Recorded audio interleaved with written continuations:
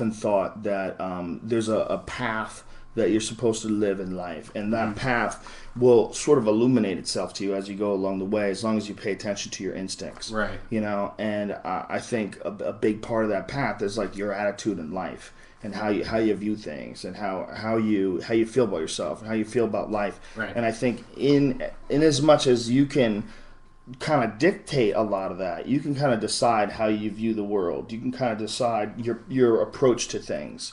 And you can decide it based on your instincts. And I think if you do that, then everything kind of just works out in this great way. It's weird. You know, as long as you're doing the right things. It's like you have to really be a positive person. You have to really be disciplined so you don't feel like you're slacking off on all the things that you should be working on. Right. And there's a certain balance. There's a certain guiltiness that you feel when you don't work hard enough at something. And that's there for a reason. Right.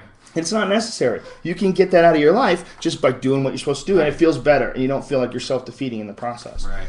You know, I think there's a path to life, dude, and I think You might don't think be it's very being possible. controlled by us in the future using I don't know. technology? Well, that was our theory, right? Right. I think maybe that is a possibility. I mean, who the fuck knows? But I think what's more likely is that every person, sort of as ridiculous as this sounds, that every person sort of fits into a piece in this world, and that this world, everything about it, from bottled water to fucking space shuttles, that it's all connected.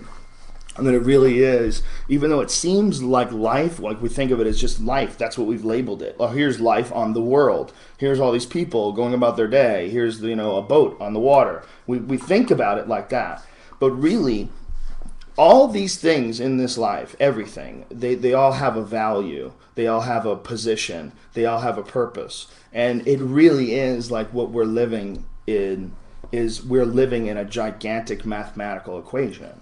And I think that that's what all human life, animal life, wind and fucking earthquakes and everything, I think it's all a part of this insane mathematical equation. And that chaos in life and, you know, earthquakes and meteor impacts, these are all built into this equation. This is how the system works. It seems like this crazy randomness, this fury of nature, and, you know, and birth and death, and, you know, and sexuality and creativity, and, you know, why was my childhood so bad, and, you know, why was I raised, you know, in a wealthy family, now I'm lazy, you know, all these different things, they all play like a little part in this giant fucking equation. It's just so big we can't see it, and so crazy and alien because it is us, because it is the world we live in. It's almost impossible for us to really see the big picture. You know, I think that's very possible. Very possibly what we're doing in this world. I think all of us are living a giant mathematical equation. And I think it probably has something to do with technology. I mean, no one, you know, treats that like it's a serious possibility because it's a subject of Terminator movies. You know, but if you looked at what's going on, you would see that technology is increasing at a much faster rate of evolution than human beings. And if essentially what we're capable of doing as a human being is make calculations and move and make decisions and, you know, and have moral code and a judgment in your mind, I mean, you could fucking program a religion into a computer and it would actually follow it.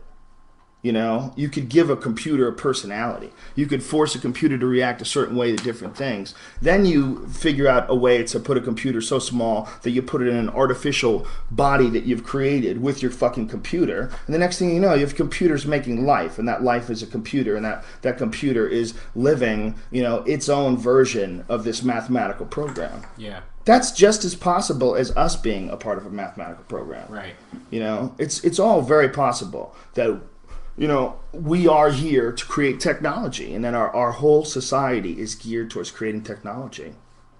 The fact that, like, in China, do you know how fucked up the pollution is in China? It's insane. They have this one city, I forget what it is, I think VBS TV did a documentary on it. This one city where it's so bad there that just breathing the air is like smoking 3 packs of cigarettes a day.